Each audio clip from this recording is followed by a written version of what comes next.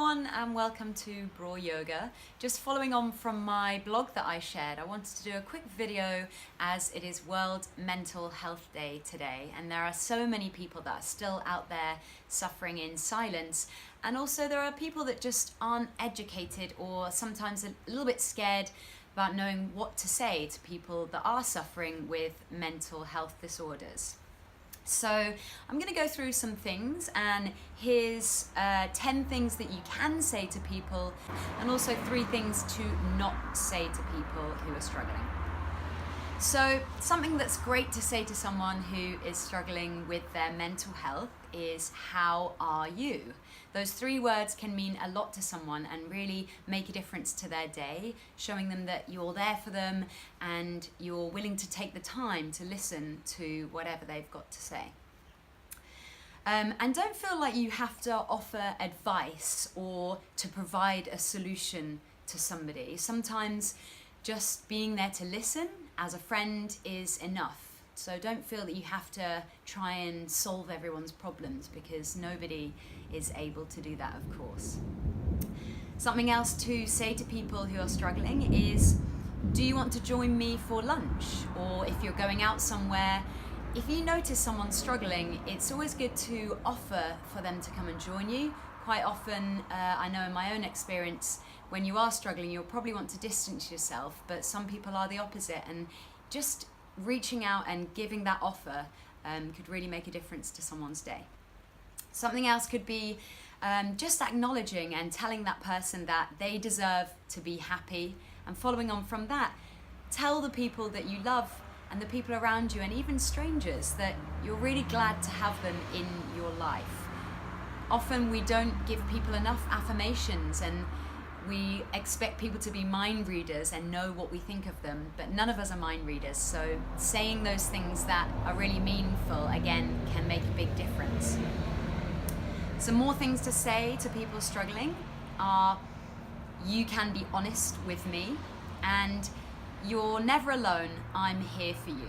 So that's giving people permission to really open up and saying to them that you're willing to be there just as a listening ear and as a supportive friend. Some final things to say are, do you want to go for a walk?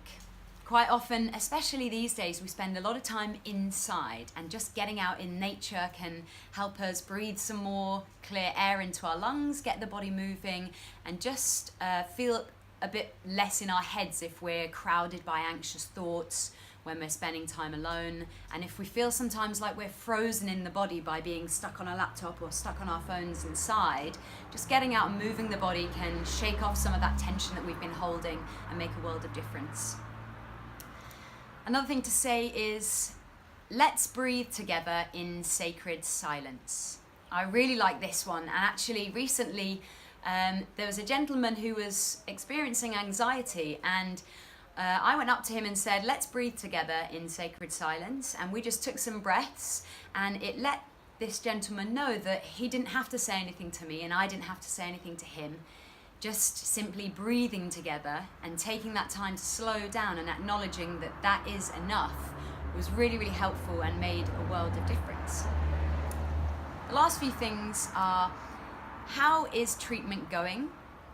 Sometimes it can be really hard opening up and telling people whatever you're experiencing with the treatment you're having. So instead of trying to avoid the situation, similar to when people are grieving and they've lost a loved one, sometimes we feel like people avoid the situation, and actually that's the worst thing that we can do, because it makes it feel like it's not an okay subject to talk about, when really there's nothing to be embarrassed about or ashamed of when we're talking about mental health. So asking people outright about how their treatment is going gives them permission just to open up, and at the same time, if they don't want to open up and talk to you, obviously don't get offended. That's everyone's personal right. So just reaching out and giving them that option is enough. And the final thing to say to anyone struggling with their mental health is, would you like a hug? This might sound really simple and self-explanatory, but a lot of the times when we are struggling, again, we want to distance ourselves and not necessarily reach out to support each other. So just offering someone and giving them a little bit of warning as well, rather than just going straight in for a hug, and some people aren't comfortable with that, gives some people the option to say that you're there for someone as a support and as loving help.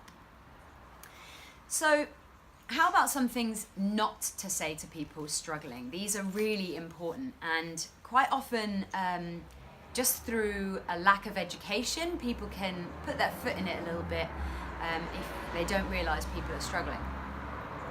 So things not to say to people are: pull yourself together. This might seem like something quite slip of the tongue to say to someone, but it can be really hurtful, because in actual fact, someone that is struggling, of course they want to get better. They didn't choose to feel that way.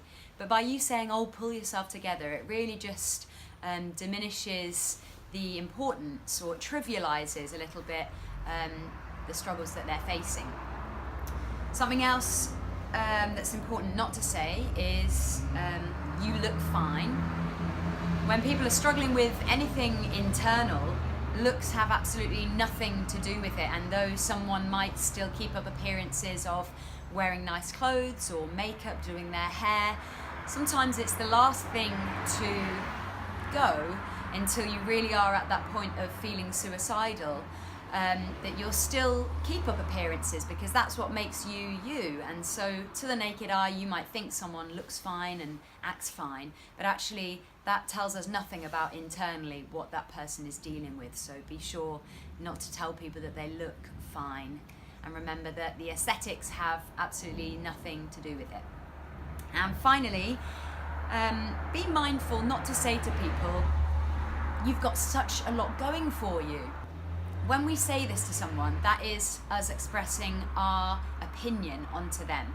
So whatever people own, their materialistic possessions, how much money they earn, what job they have, none of this is essential when you're in that headspace of feeling unworthy, perhaps isolated and very much alone. So be aware not to push your own opinion onto others. And as I said before, just merely being a good listener and being there as a friendly support for someone is more than enough. So remember, it's a great time in 2018 to end stigma attached to the word mental health. Just because it's got the word mental in it, it doesn't mean that people are out of their mind or batshit crazy. A mental illness is just as worthy and as valid as, say, cancer or someone struggling with heart disease. Now, you wouldn't ever dare say to these people or something that made them feel isolated or unworthy. So there's really no reason why we should treat anybody with a mental illness in that way. So ending stigma is vitally important, and also remembering that there's nothing to be embarrassed about or ashamed of when opening up and talking about mental health. If you want any more advice, there's some fantastic websites that I shared in the blog on the World Health Organization, that's known as WHO, and also I shared another few fantastic videos from the timetochange.org website. So if you want any more information, I'll link those below. And if you have a spare 5 minutes, please do go and read the blog, where I share a little bit more of my own experience with anxiety and depression. And I hope you are taking care of yourselves as well as other people. Just to end with, when we are offering support to others, sometimes that can feel a little bit overwhelming, and it is really important to make sure you're taking care of yourself as well. So look out for yourselves and each other, and all my love to you.